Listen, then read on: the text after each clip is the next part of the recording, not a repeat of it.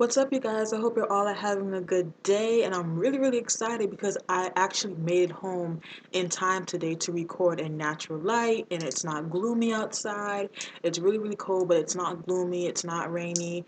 First let me start off with saying the lipstick that I'm wearing is MAC's Strong Woman.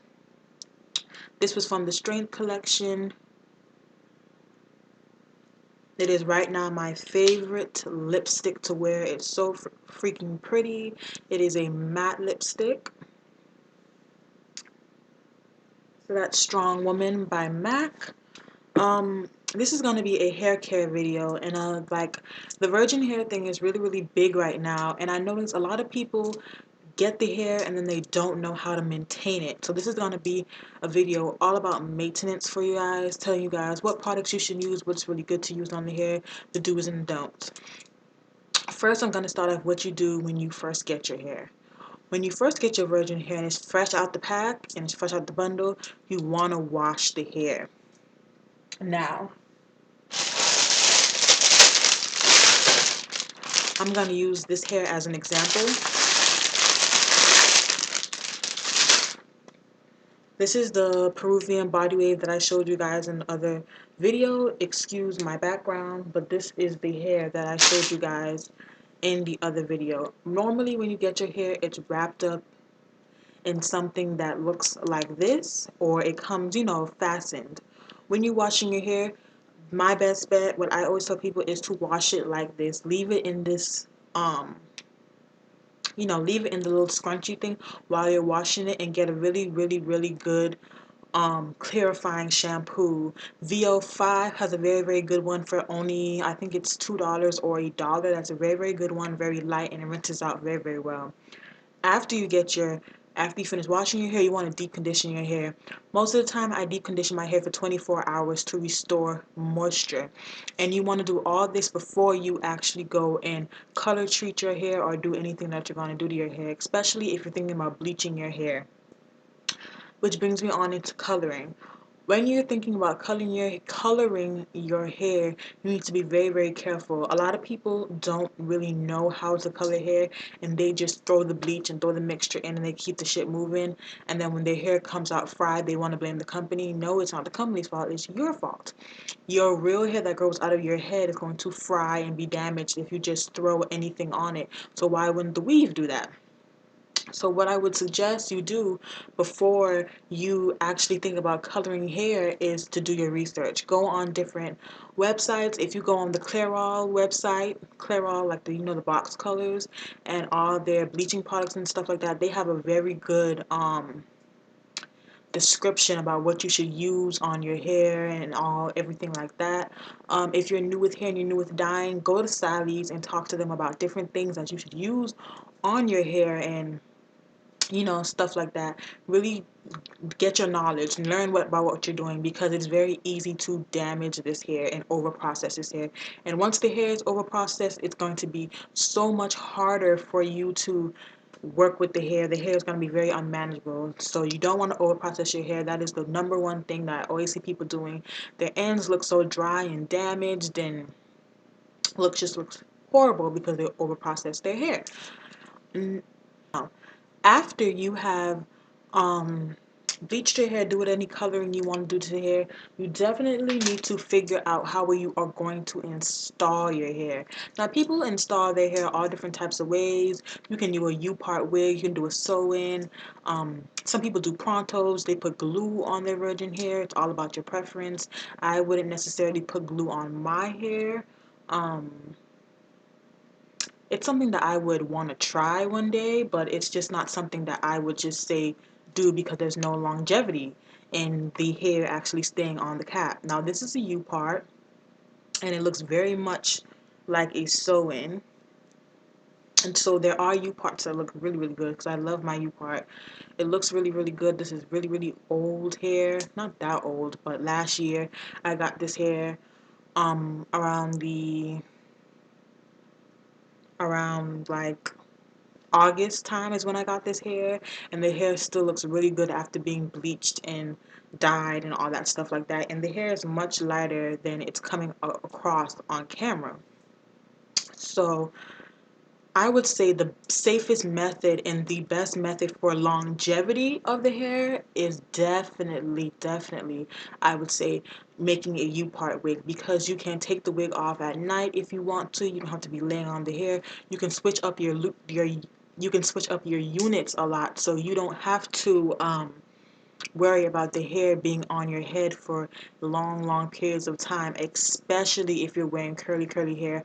I noticed that with my curly hair, um, U parts come in so much handy because it prevents me from the hair tangling in the back, and it just really comes in handy. So the for longevity, I would definitely say a U-part wig would be best for longevity of the unit and the hair. Sew-ins are good, but then you have to keep taking it off your hair, putting it back in, stuff like that. You can get the same effect with a U-part. You can change your parts, do what you want to do.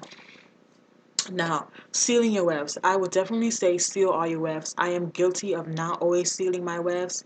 I don't do it all the time. I am going to do it with my new hair just because I just feel like I want to seal my wefts. So I'm going to be sealing my wefts, but it's not something that I find myself doing often. So you can definitely seal your wefts. Definitely, that's something that you want to do if you want to prevent shedding. Shedding is something that I really don't like. I do not like my hair dropping all over the floor, but I do know that my real hair sheds, so I do expect my weave to shed. So, yeah, I would definitely say think about sealing your wefts. Get a good weft sealant. Fray check is really good. There's another one. I forgot the name of it. I'll put it right here. That one is a very good one as well. So what did we do? We talked about da. Next, once the hair is on your hair, the most important part, products to use in your hair. Now, I am the type of person, I do not want to wash my hair every single week. It's not something that I find myself doing often. But if you do bleach your hair, if you do color process your hair, understand that maintenance is going to be very important, because the hair is going to dry out. It's going to dry out. This is just going to happen. Your real hair dries out when you bleach your hair. Your fake hair is going to dry out when you bleach it. So I would definitely say make sure you do you know, wash and condition your hair often. Deep condition your hair probably every 2 weeks. Wash it every week. And you don't have to use shampoo. I don't always put shampoo on my units. Most of the time, what I do is I just condition it while I'm in the shower and I wash it out. But of course, if you have a lot of product buildup, you can definitely go ahead and, shampoo your hair and condition your hair. Just depends on how much product that you're putting in the hair. Now, in between conditioning and shampooing, you want to have a very good leave-in conditioner. Now, I use the Cream of Nature Argan Oil. That's the one I use, and as you can see, it was $5.99 at my beauty supply store. That's what I use on all of my units. Simply for the fact that it says strength shine and it's a leave-in conditioner, and it has Moroccan oil in it. And what you do is, like it says right here, you shake it to activate it. I'm losing light, you guys. I gotta hurry up. But yeah, you shake it to activate it, and then you spray it all over your hair. Got some out on my face, but yeah. You spray it on your hair, and it just keeps the moisture in the hair in between washing your hair. So you really want to get a nice leave-in conditioner. I would suggest this one because it really works really good on all my hair, my AliExpress units. It works really good on those. So this is the Cream of Nature leave-in conditioner.